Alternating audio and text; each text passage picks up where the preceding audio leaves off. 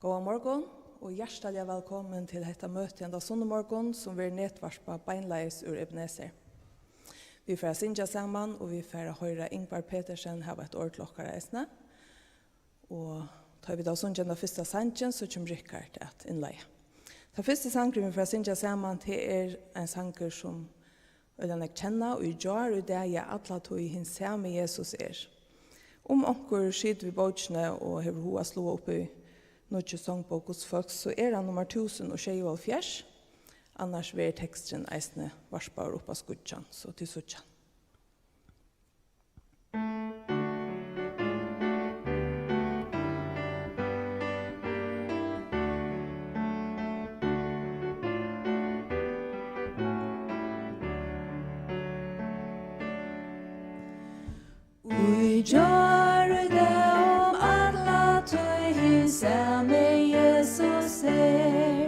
Han hjelper du som stator og nej. At sorg og sorgar bonden han av hjärsta sønnen ber. Han veker saler råper sent og deg. Han lever, ja han lever og aldri avtor dår. Til fägeren og i himle han byer viner hår. Ein frels og kjelda rein og klar han saron renner fra. Og hver og ein som tror skal frels og far. Tei hungrande han mättar og tui veika djevor mått. Tui mådleisa han latter luskor trång.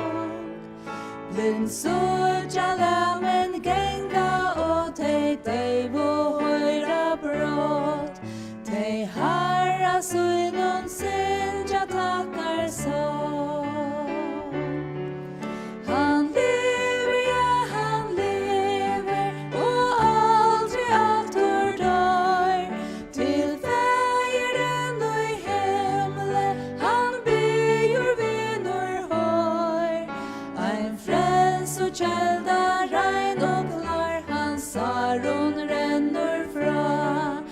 Og hver og ein som tror skal frels og far. God djevor etter vilja sønnen rykar gavor her.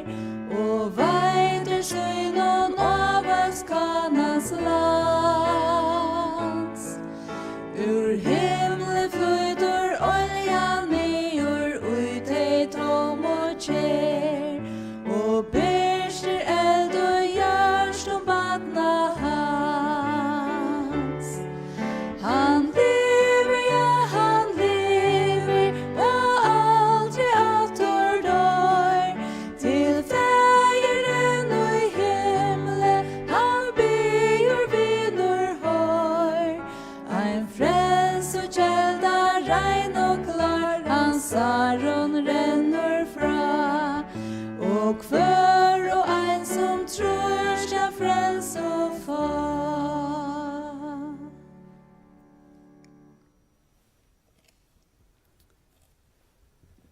Vi lever i brøytelige tøyen. Det er ikke noe nytt til å være brøytelige tøyer til alle tøyer. Trobla tøyer, hver vil ikke kjenne hva for hende morgen. Tar det godt at venda seg til årgods. Og det som Herren sier vi, med anna vi Isaias profeter såleis, som fra opphavet, kunngjør i endan, og lengt framan undan til vi enn ikkje har hent, som sier, ramut skal genge ut, og alt det vi vil gjøre jeg. Og Herren sier vi vi okkon og tykkon som luja, luka til etli år tykkara, i hins samme, og inntil har tykkara granar. Skal jeg bera tykkon, jeg har gjørst det, og jeg skal eisne heretter lytta tykkun. Jeg skal bera tykkun og frelsa tykkun, så det sier God Herren, som styrer og iverstyrer ætlun som fer fram, der i Hesenheim og i ætlun allheimen. Og Herren Jesus sier sjálfur, jeg skal alls ikke sleppa ter, og alls ikke færa fra ter. Så Herren sikne te som lyra, og som hikker i det, jeg sikna te vi andasøgnen, og drøkne sangen, og det som vi kommer at høyre i talen. Vi skal bygge sammen. Vi lover til God og fær Herre okkar Jesu Krist, tu som erst fær miskunnar og God allra trøstar. Takk for at vi der kunne være sammen, at litt av navn tog høgt, bei her, og i Ebenezer, og her som faktisk sitter og luja. Takk for at du har åpenbæret til Jakken Sonten Jesus Kristus, som vi minnast vanliga sunnudagar vi brei og vine.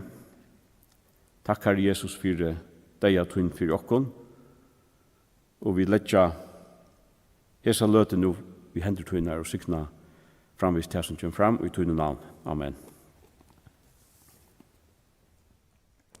Arne Ingvard kommer at ha et ord til okkara, så får vi atra sinja saman. Hesver det sangren nummer 428, og jeg minnest vel hinde. Og Nilei sier, her vi krossen til vær, her må Jesus fann, til vær her må fotor fikk fasta grunn. Så lett oss synge han saman, ødel.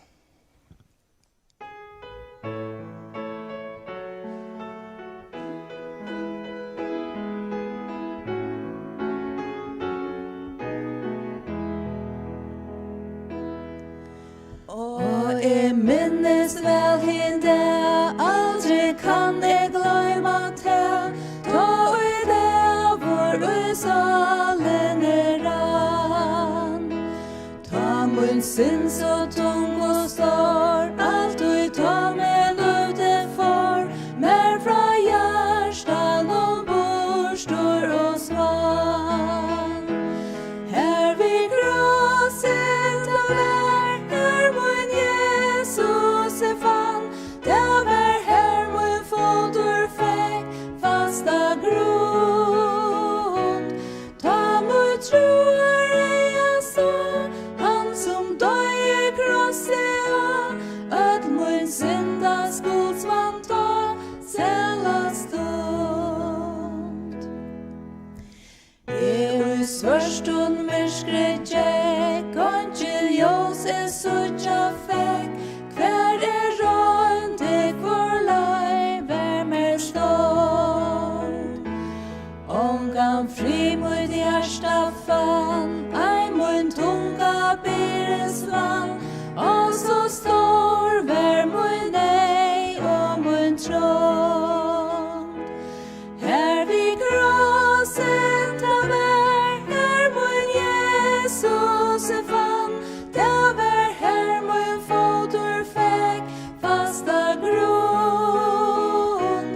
Ta mun troar jeg så, han som døy i krosset av, at mun synda skuldsvann ta, sela stund. Nu salmen frøy og glad, tog jeg fikk at suttja til, at mun skuld golden vær vi hans blå. Tog enda at mun nei, og mun sin som blås og rei, borstor og mun sal kvød som snjå. Her vi gråsen ta vær, her mun Jesus fann, det var her mun fotor fikk fast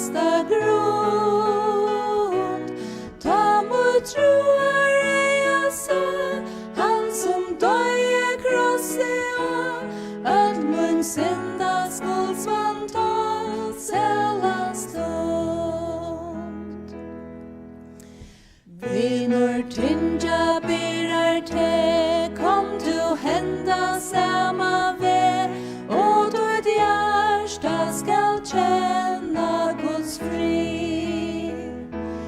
Åndor eia fri vi god, åndor eia henda lot. Kom og så, du skal eia han vi. Her vi krossen ta vær, her mun Jesus fann. Ta vær her mun fotur fekk, fasta grund. Ta mun troar eia så, han som døye krosset, at mun synda skuldsvann ta, sela stund.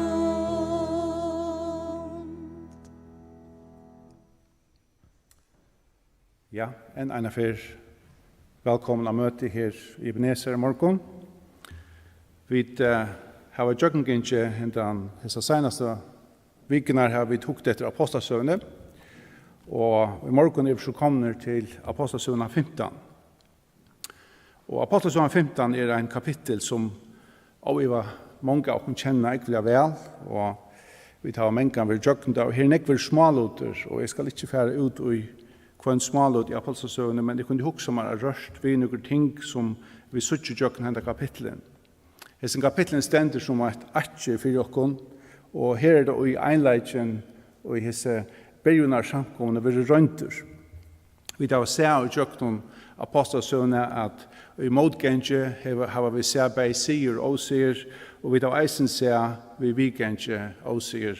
Så til ikke som man lukkar som kan tenke seg at gjør man så er alt vi sier. Til at det er ting som henter i hese søve som vi kunne lære mange ting av. Men hvordan er hessen sier notter, tar vi det også om sannleggen og året og etter atjer, og hvordan kunne vi lukke som le noen at hessen sannleggen. Jeg kunne også mer at delt det opp i trøy og hukte etter 3 tingene, det er ikke så at det er delt opp i verser nødvendigvis, men trøy evner som jeg kunne huske meg at nevnt vi i Ápostlasøgan 15. Det første er dette at einleitje likamsins ved røynter, og dette suttja vi til jøknen vers 1-35 i gusser. Og så igjen kunne de huske meg hukt eisen etter breven som vi skriva til heidninganer, disse bøyene som har løgt av der, og lukka som kveitja nekka tankar om hva det inneber. Og så til senast, endan av hese kapitlene fra vers 36 og fram etter, hva vi suttje seg åsemina mittelen Paulus og Barnabas. Nekka som kanskje vi ikke damer så vel at lese om. Men om vi byrjar vi hese som einleikanon, som vi suttje bla røynter her, så la meg lukka minne av det som vi så i kapittel 13, og i byrjun av kapittel 13 fra vers 1-3.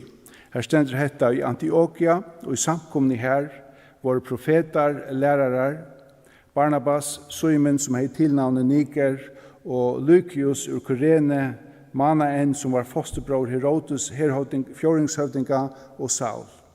Medan her nu hilde gudstjeneste og fasta og sier heile anden, tek meg ut Barnabas og Saul til verste, og jeg har kallat her til. Ta fasta av her og boe, og ta løt i hendene av her og låt det færa av sted.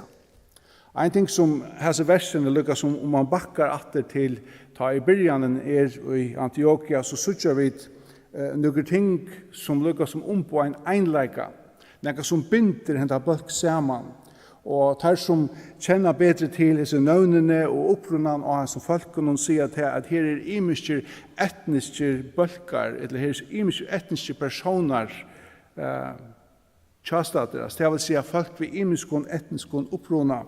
Og eisne vil da nevnt hette at ein fosterbror Herodesar, det vil si at det er eisne imiske sosialer bakgrunder som blir bundnar saman i hese samkomne. Og heter en øyla vokre mynd av samkomne eisne som vi har i det. Vi kommer ur øyla imiske bakgrunden og kanskje ur imiske opprunnen eisne og øyla av imiske støvun og i sosiala samfunnet. Men her er einleitjen, og nu vil hessen einleitjen røynter. Nu venter det til en av vissa motgångt.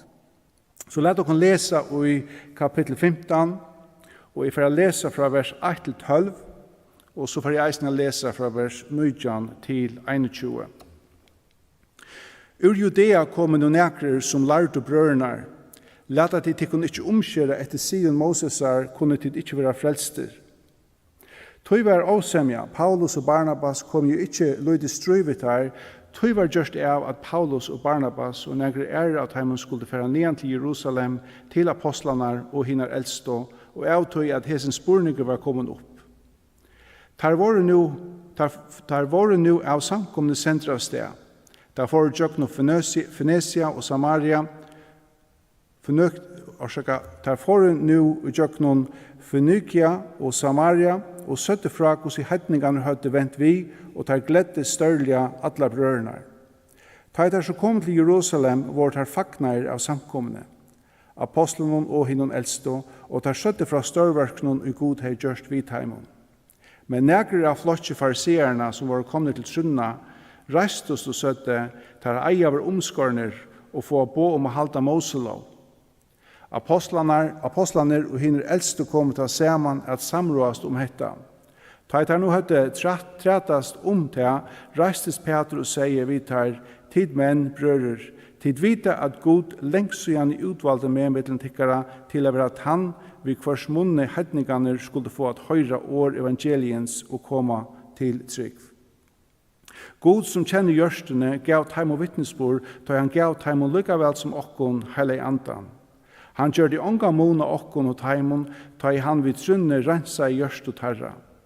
Hvor fresta tid nu god vi a legge åka holds lærersvennerne som hverst fedrar okkar etla vid har vært mentra bera. Vi tryggva jo at vi vil ha frelstre av nøy Herrans Jesusar. Vi lukka vel som teir. Ta takk til alle flokkeren og tar lusta etter Barnabas og Paulus som søtte fra hos stor tegjen og under god vid heimen hei gjørst i middelen heitnigans. Så gjerne sutja vi at Simon atter tykker året og eisne Jakob vi legger det sammen vi Galaterbrevene. Men færa vi til vers 9, så sutja vi dette. I halte tog at ikke eier av gjørst heimon torførst heitnigon i venda vid til god. Men at skriva eier av til tarra at de skulle halta seg fra at dolka seg vid avgodon, fra siløse, fra tusen kvalt og fra blåe. Til Moses hev fra fotnar tog, men i hverjum boie som prædika i han var jo lysen opp i synagogen kvann sabbat. Nu, vi kjenner henne kapitlen, og hessen kapitlen var ofta lagt sammen vi tog som vi suttet i Galaterbrevene 2, og det er mulig at det er samme hending, men det er ikke så stor tydning om det er tver hendingar, eller heter samme hending, men hittar vi etter gosse jødane lukka som skilti at frelsan skulle komme til hendingane, så oppvæta det fyrst såleis at ein måtte fyrst bli jøde, og så gjerne bli frelstor. Og som vi har vært gjøkt noen ápostlasøguna, så vi ser at just dette var det som ble rørst vi og i kapittel 20-11, ta i Peter for inn til Cornelius, og han greier honom fra evangelien og hele anden fetter og hendingane, åren, tar døpter og åren, tar jødar, eller som ikke jødar. Og så gjennom dette vidgjørst av Taman Eldstå og Jerusalem og i kapittel 11, og tar kommer et sted langer at jo sannelig god frelser eisen i hedningans. Men her kommer så hessen spurningen opp, ja, men hva så? Skulle der så ikke bliva jødar atana at her frelster?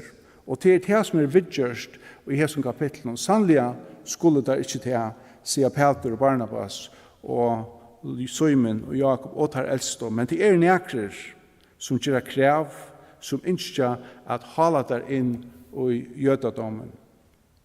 Da vi ikke etter kapittel 15, så sørger vi at nekrer våre kommer til Antiokia og hadde sagt at om en ikke var omskåren og helt sier Mosesar, så kunne de en ikke være frelster.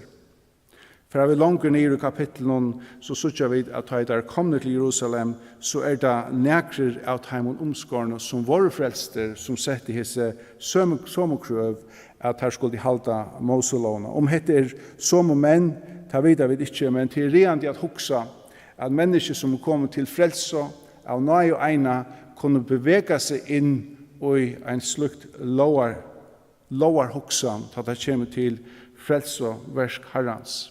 Men dette bare en anmenning til okkon, til vi kjenner et eisen vi holdt i okkara, hvordan kjøtt vi flyter okkon fra at nøyen en gava til at nøyen og frelsan hever vi versk okkara gjerra. Og vi sutja sjálvandi eisne og i hesson kapitlen så som Paulus og Barnabas tada ved til Jerusalem at det ångat en spurninger ut herra sinne at hese jødane har rett. Det stender i vers 3, mitt i vers 3 her stender tar for i jøknon Fønøkia og Samaria og søtte frakos i hedningan høyde vent vi og tar gledde størlige atlar brørnar. Det vil si at her boi hetta fri evangeliet og det var en så det får ikke her for jeg vet om hetta var rett eller skaft men det får her at stedfesta at hetta var ta ratta. Og som lai sutja vit eisni i vers 6 at det var onga tui tar atlan a djeva seg. Det stender her tar tar no høyde tratt negv om hetta. Ta der høyde trætas negv om hetta. Det vil si at det stod sutt, vi sutt til som tar lærte. Og ta så det avhverst å suttja at selv om sannleiken så stender så fasta, så det viljer at gjøre neka for han veika. At gjøre neka for han som setter spurning vi henta sannleikan. Og det ligger i hesson breven som vi skriva og vi sendt ut til heitninganer. Ikke tøy at heitninganer vårt har veiko. Nei, tøy at heser lovbundne som var i Jerusalem var veikjer og klara ikke å leva vi tøy fralse som heitninganer hadde finnje. Så da jeg husker om hetta og kan taka det inn i til løyve som vi lever i det, og så som skilje okkar støv i det, så det en øyelig jaunvaver til man husker om hetta lovbundna og ta fralsna.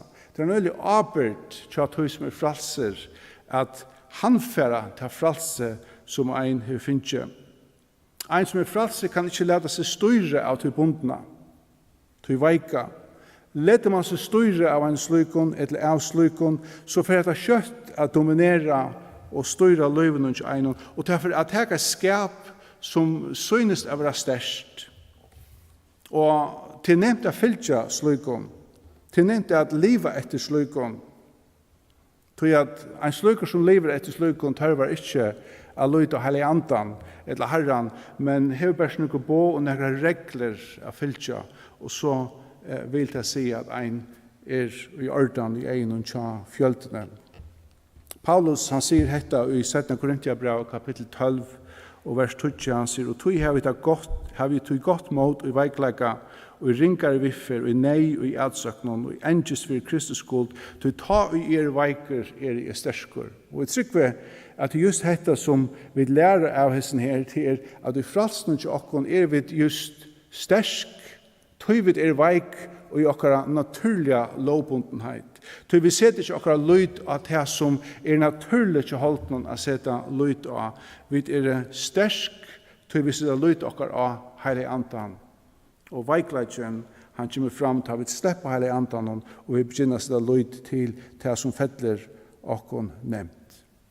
Men da man hokser om henne, hette jaunva og hette arbeid, så sutja vi samståndes at tar djeva neka. Tar djeva neka til de som veik.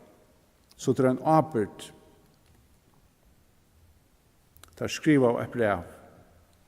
Hvordan kom der til hese nye støve? Det sutja vi i Eisningska kapitlen, og det et atjer for sannleikan, da vi hukse om søvna som vi sutja i Ápostlasøgani, som ligger atan for en stor part av de brøvene som vi skriva bæg om hetta munti og atan eisne. Så sutja vi at tar komma saman og tar trætaust. Det vil si, hetta var hør år som gikk om middelen hessa flokkar, men som vi sutja i kapitlen, så sutja vi at her bruka sannleikan og året som grundarlega til ta semjo som der koma til. Vers 15-16 sier hetta, vi hetta samsvarar år profetarna som skriva Etter hetta skal det komme atter og endreisa fallen og kjaldbu ut Davids, ja, tofter henne skal bytje opp og reise han opp atter. For at leivden av menneskjon skal søke Herren, atler heitningar som navnmot nevnt iver, sier Herren som gjør hetta. Det vil si at de brukte året fra gamle testamentet for å vise av at dette var atlan Guds. Og ta, som vi sutja fra vers 9 til 21, så hoksa der eisne om den veika.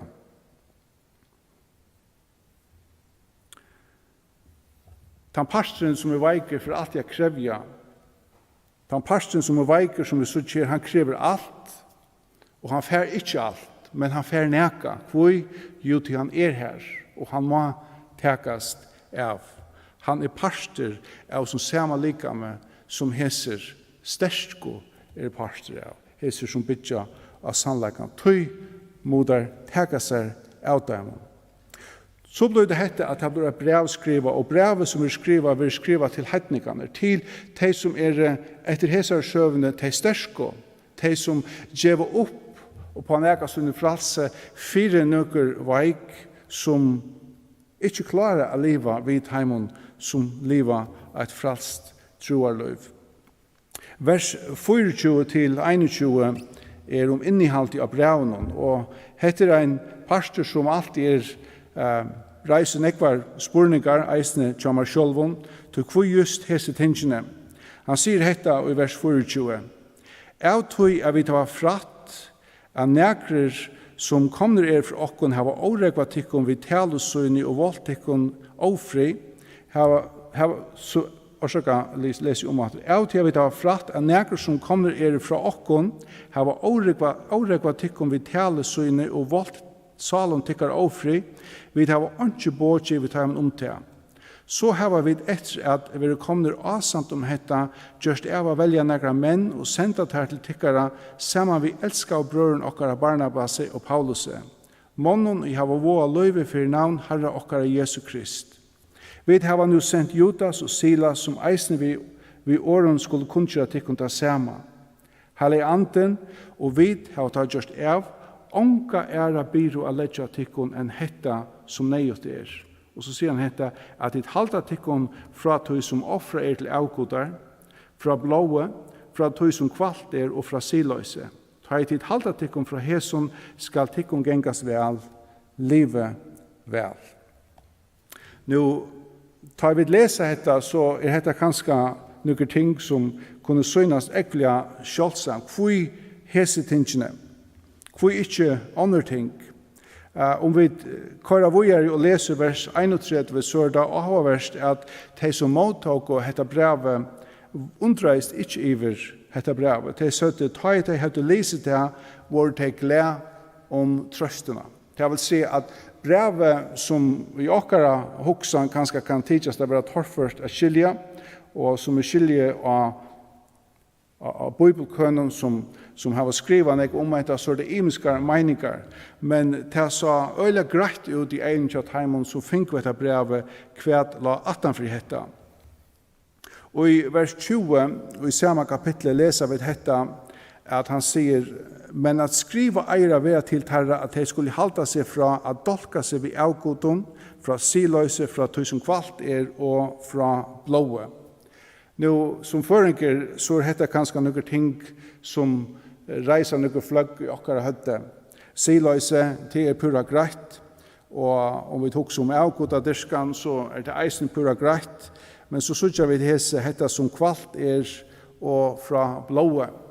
Og jeg skal ikke gjøre meg for klokan på å si at dette betyr dette og ikke hatta, men det er tver høves av avskåner om et her. Og boar bytja av trobeleikene som vi sutja i vers 21, da han sier dette, til Moses hever fra farnar tog menn i hverjum boi som pratika i han hever jo vært lisen opp i synagogen kvann sabbat. Det vil si at hese mennesker som var kommet til strik hadde kommet å kjenne god og tjøkken til som var pratika i synagogene. Og i synagogene var pratika loven. Og i lovene var endurtidje atter og atter hese som 4 ting som er nevnt. Og ta i nu hetta kommer ut at de ikke tørv av omskåren for å være tryggvande, så for alt ut, sier det. Det vil si at nu for det at køyre alt som hever vi lov og andre ting ut ur tæra troarløyve, og nu for det ut og i hetta totala fralse som verer til avstøyd for jødan. Og tog må vi lukka som henga noen ting oppatter og vise av noen ting som der skulle halda der så køyra alt annet ut. Og tog nevna der hese 4 ting. Og årsryggen, den første avskånen, at han ene avskånen som hva det er just dette, at dette var bå som var given åren lovene. Loven som hei imisk bå, hun bygde av bå som var given åren, og de båene som var given åren, de var given til alle mannaatene, og ikke best jøder. Og tog var i hese bå som litt oppvatt, og at dette var ting som alle skulle halda. Trobladjen vi sånn så just det at så hese bå en galdant i det. Og jeg tykker at vi kjenner mange, og eisen kanskje av tog folk som eta blå og gussier og i vissan mån, og det nek folk som gjør det her. Trobladjen vi hese avskående ikke best her at det galdant i eisen i det, men til eisen at om vi hittar ærastene skriftene, så sørger vi at Paulus fortsetter ikke vi at halda hese på oppe.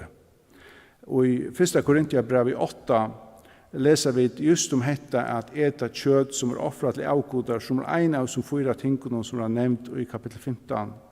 Her ser han dette fra vers 8, han sier, vi vujande kjøtten av avgodaroffron, så vidar vi at vi alle har kunnskap, kunnskapen blæser opp, og karlagen bygger opp. Vers 4 sier dette, nu vi vujande at eta kjøtt av avgodaroffron, så vidar vi at ungen avgodar til i heimenon, og at ungen goder utan ein.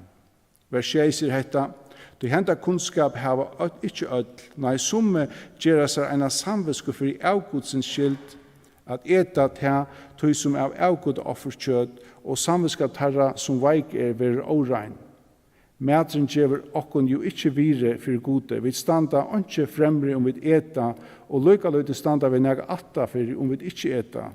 Suttje tog til at dette fralsetikkar vil ikkje hinon veika til avstøyt. Og vi kunne helt i avfram Rombrave kapittel 14, vers 8, som at heka imot honom som veiker Rombrave kapittel 14, vers 16, sier hetta, du rydde gods ikkje at et og drekka, nei til rattvise fri og glede i herranon, og så framveis. Så vi sutja til at settne, ikkje så mange år attana at Paulus stender i Jerusalem i kapittel 15, ikkje så mange år attana, da han skriver 1. Korintiabrev, og eisen da han skriver Rombrevet, ta viste seg at han vikjent fra hesson 4 tingene, og tog det ringt å si at hese tingene gildig i det.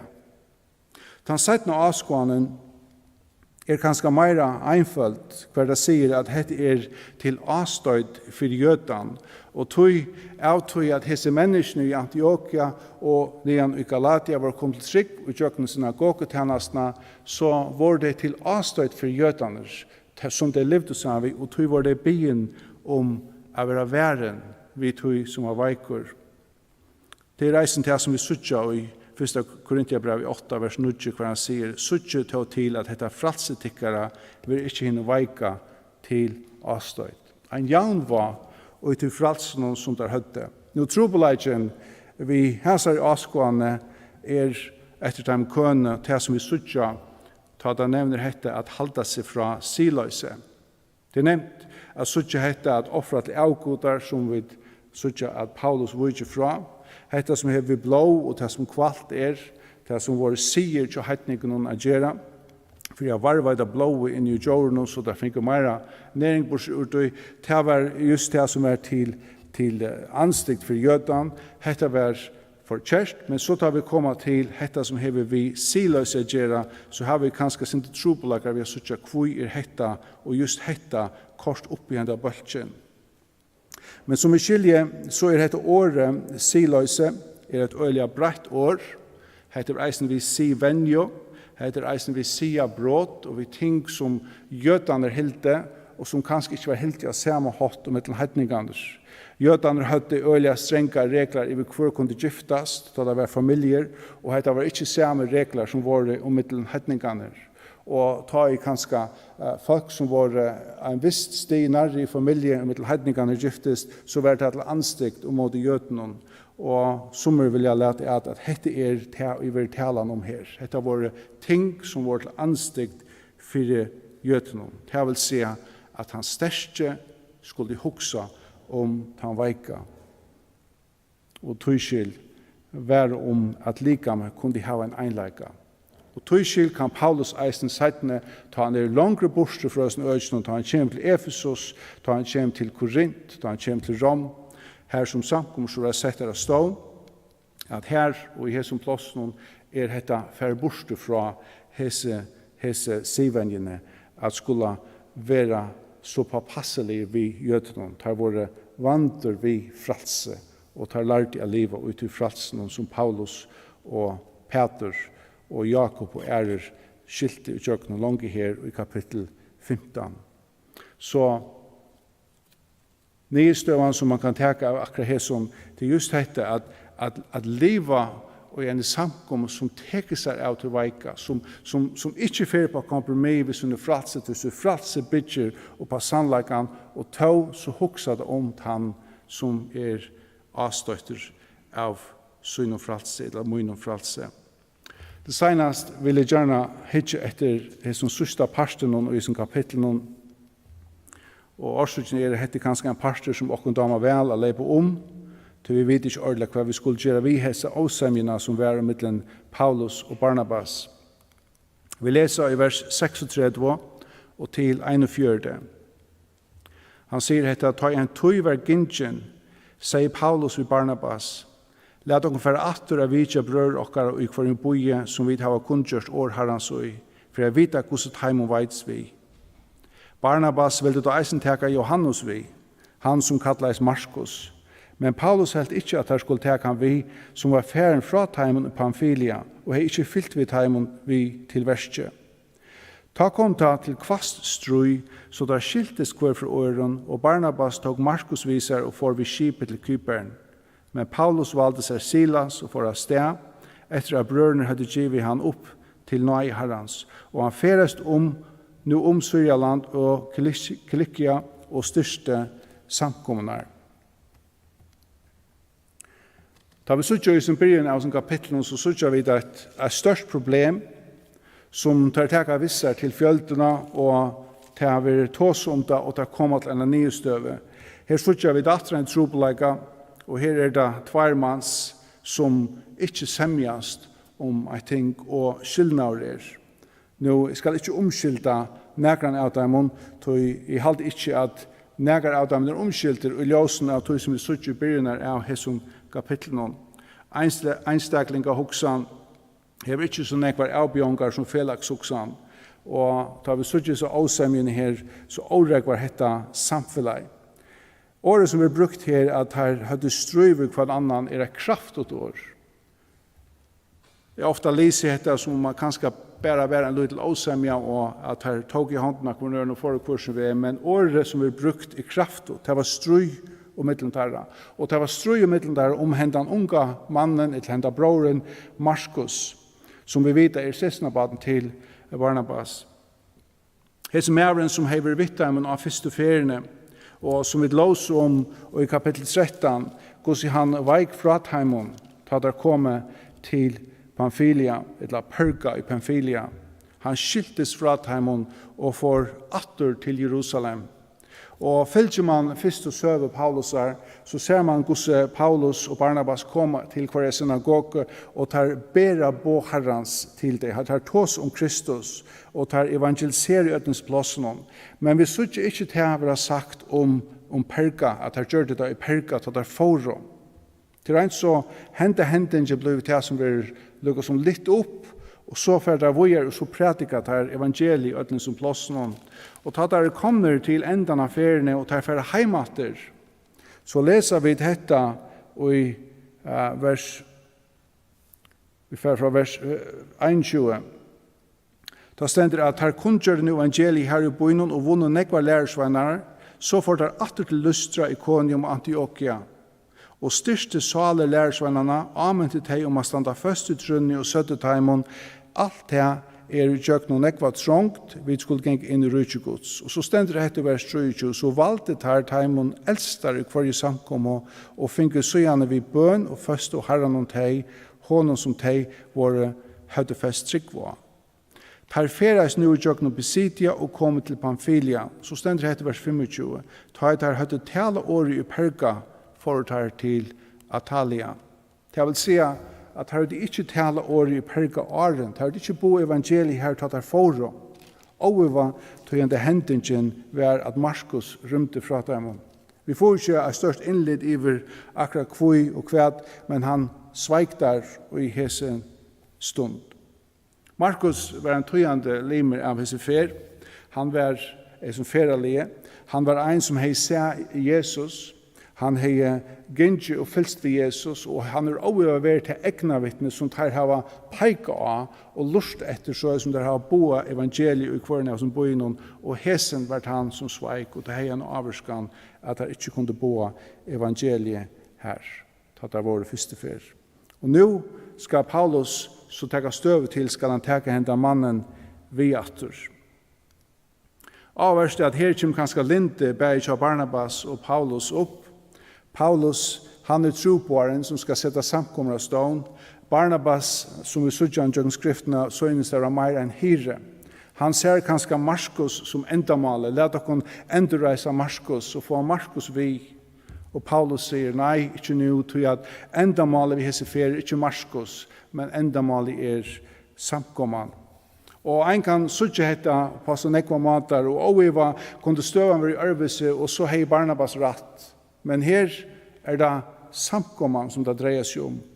Her han ikke byggven til å fære vi og hans ferien. Og vi sutja det eisne ta ut her skiljast og fære kvarsutlesøyn at det Paulus som fer vi samfunnshånd vi brevnen til samkomnar og Barnabas for atter til Kypern vi som unga mannen. Vi vet ikke om det ikke går så langt enn det avsemja stod på, men det synes som om at hun blir avgreit ved tøyene. Vi sitter i Kolossebraun kapittel 4 og vers 20. Her nevner Paulus etter eisne Markus sysnabaden Barnabas tjamer. Det vil si han nevner at hese mævren som han har valgt fra på dette tørspunktet tjahonom. Det vil si en sameining gjørt her i middelen. Sedna Timotheus brev 4 vers 11, ta nevner han atter Markus. Han sier, takk Markus og hava han vidt her. Han mer til gåa hjelp i tennastene. Så vi vet ikke hvor så langt han det avsemmer var, men vi vet at det var atter sameind mittelen Markus og Paulus. Vi vet ikke mer om Barnabas, men vi vet at han fyllte ikke hvor vi hese fer. Her som det avsemmer, skillnaur. Og her sutja vi lukka som tape og i hesson. Vi sutja vinningen i byrjene av kapitlen og ta for innvian i åsemi og tar løysana. Løysana ved hjelp heilig andan, så her sutja vi tape i Barnabas. Nå, jeg leser ganske mer inn i hetta enn vi sutja og i søvende sjølvare. Men avverst reisene sutja kvita stendt her. Og til avverst sutja at her er en bibelskur åpenleitje. Ta alt ikke ganger til båtene, ta alt ikke så perfekt. Ápostlasøgan en søva, og forteller hva de hendte, og Gud fjallar ikke hendan åsirin.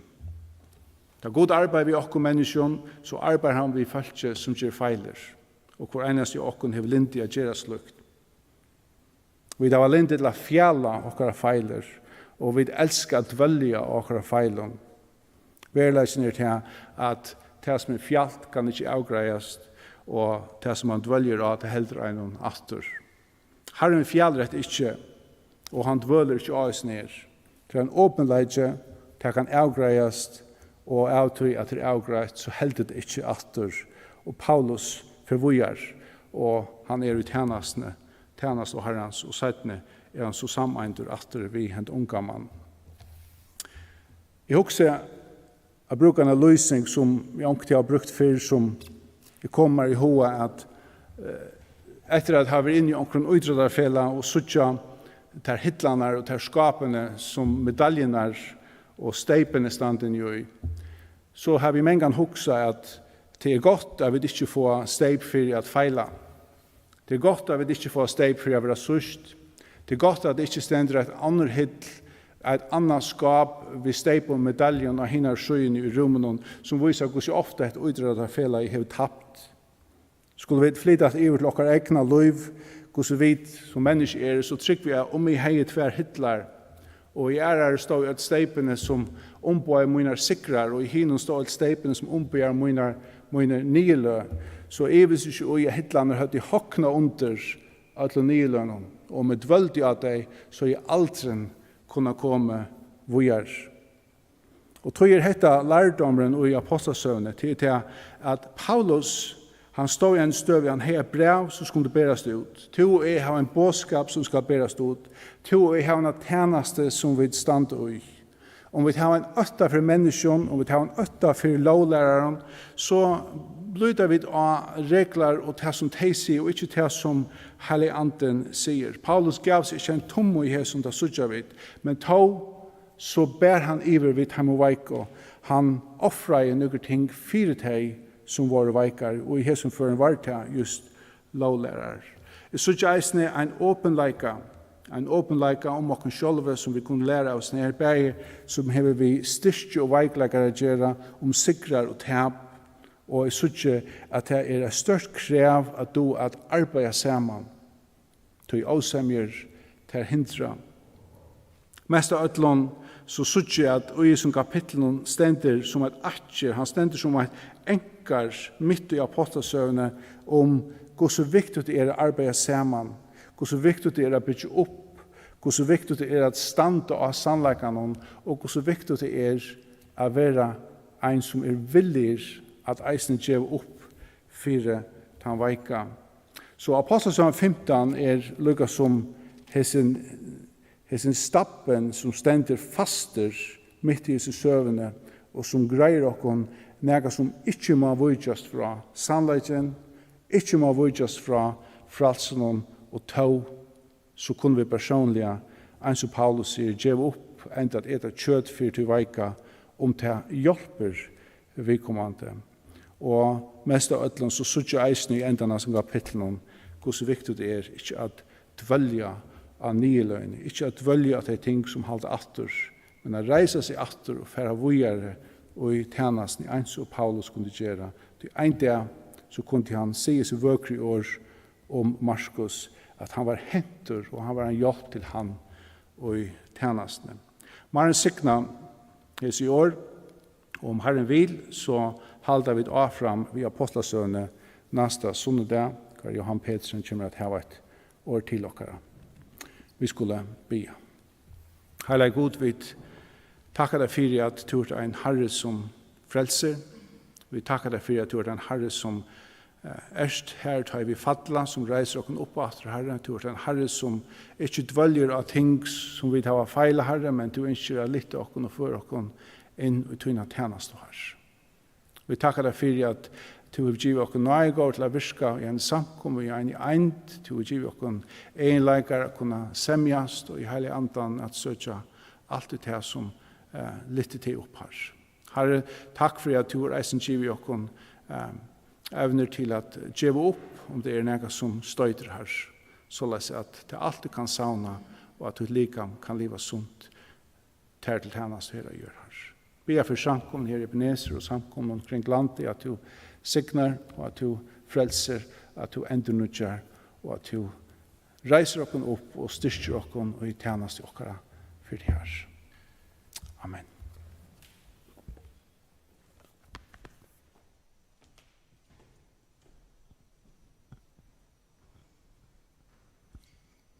Takk for Ingvard. Og er vi for at enda hese løtene, så for at jeg synes at hver sanger sammen. Den fyrre er nummer 583, til å være nere ved Jesu føtter, og hins sela løtene her, nummer 583.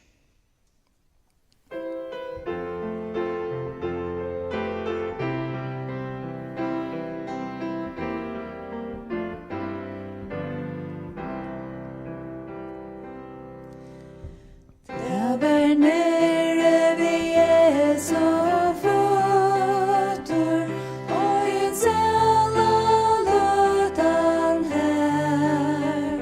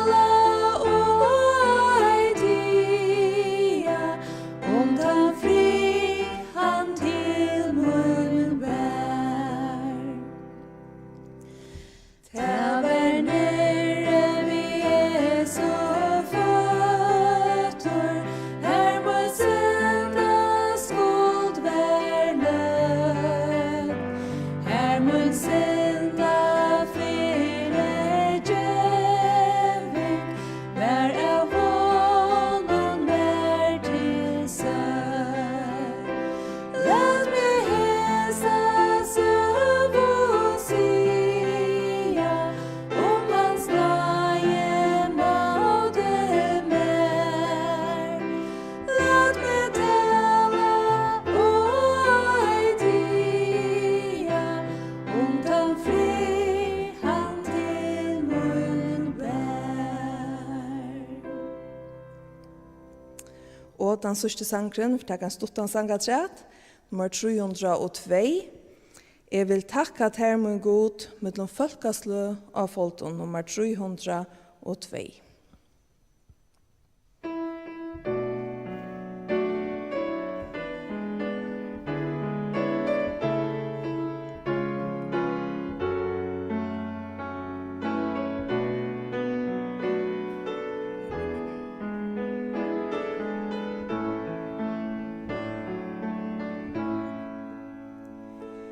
Jeg vil takka til min god, mellom folkeslø av folton.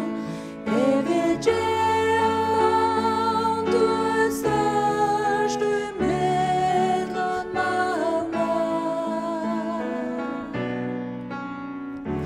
Du stor nøye tog, ja, og røkker helt til himmels, og du trofeste til skutjene, og evja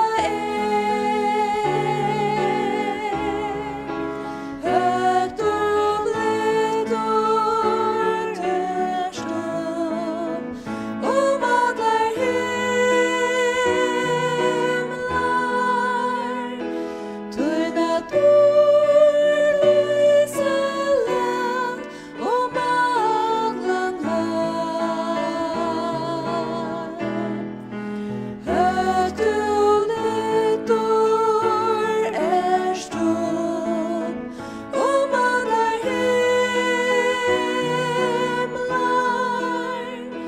tøyna og god, tøyna og god, tøyna lysa land, om allan hav.